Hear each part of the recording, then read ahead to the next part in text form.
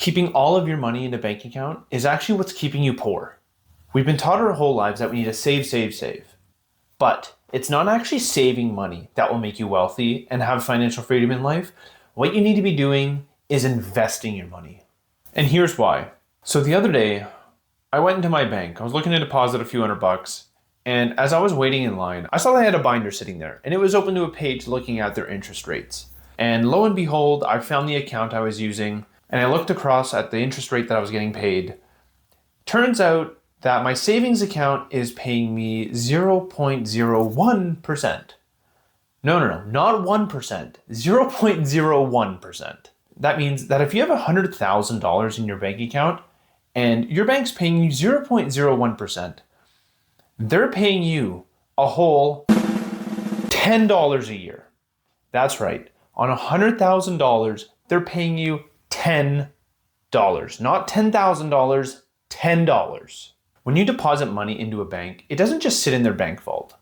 What they actually do is they loan it out through mortgages and through credit cards so that they can make a lot more money. For example, on mortgages, big banks in Canada might make 4 to 6%, and on credit cards, they might make upwards of 20%. And this is why banks really push for you to save as much money as possible, because the more that you save, they actually make a lot more money. Another big point as to why saving money is one of the biggest mistakes you can make is that whenever you have money sitting in your bank account, inflation is actually devaluing that money over time. Canada's target inflation rate is about 2.5%. So if you're keeping 100 grand in your bank account, after year one, that $100,000 is actually only worth $97,500. And after year 10, that same $100,000 is actually worth $78,000. And that's why any money that you have, you really want it to work for you instead of just sitting in a bank. The next point I want to touch on is opportunity cost. The definition of opportunity cost is the value of the next best alternative you give up whenever you make a choice. Because resources like time, money, and labor are limited, choosing one option means you must forfeit the benefits of other options. I'm going to break this down as an example. Let's use that same $100,000. And for all intents and purposes, let's take inflation out of this.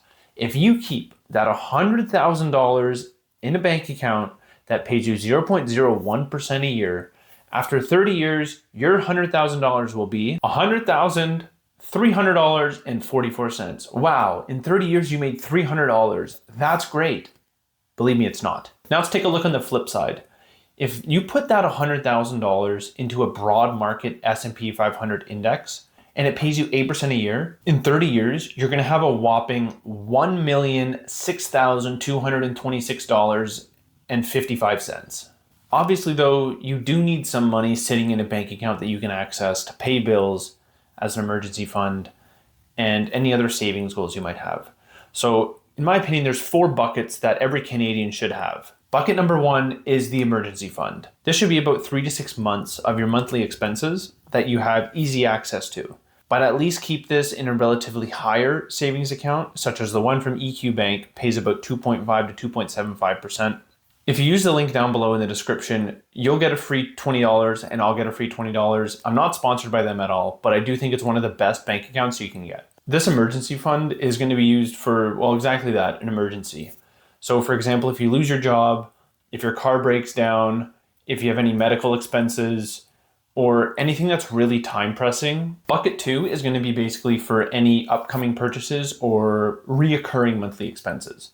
So for example, in this bank account, your property tax, your water bills, your groceries, basically anything that's happening on a monthly basis that you need to pay for, I would keep that in its own separate bank account because then you know most of it will end up flowing out, and also this is where your paycheck will flow into. I'd make sure you're not using this for anything else besides bills because everything else should have its own bucket and have its own purpose. Bucket number 3 is going to be the best investing tool Canadians have access to. This is going to be your TFSA. This is primarily where all of your investments are going to sit because this account is tax-free in every single way. You don't pay taxes on any of your growth, you don't pay taxes on any of your dividends, and you don't pay taxes on any of your withdrawals. Now, the contribution room is limited by the government. This year is $7,000, but the good part is unused contribution room is actually carried forward. So if there's a year that you miss due to either losing your job or having really high expenses or unexpected expenses, you can invest that uninvested amount the following year or even the year after that. The fourth and final bucket is going to be another investing account that I think every single Canadian should open, and that's the FHSA. This account's primarily used for buying your first home, hence the name, First Home Savings Account. This is kind of like a TFSA in a way because the contribution room is set at $8,000 a year, but you can only carry forward up to 2 years, and the maximum that you can contribute is $40,000. But similar to a TFSA, everything is tax-free, whether it be growth, dividends, and withdrawals. But the caveat is that you have to use the withdrawals for purchasing your first home.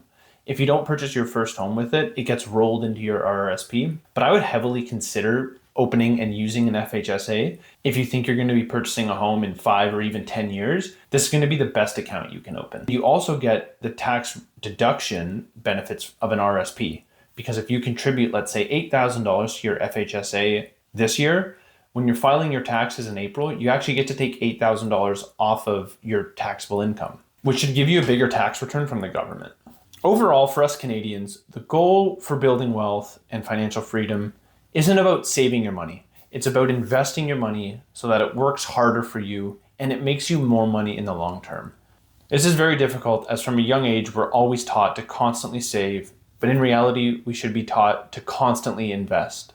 Being consistent is super important. After 5 and 10 years, you're really going to start to see the benefits of investing compared to savings. And that's where compound interest becomes your absolute best friend. If you enjoyed the video, give it a like and consider hitting that subscribe button. Comment down below also what bank you use and if any pros and cons with it.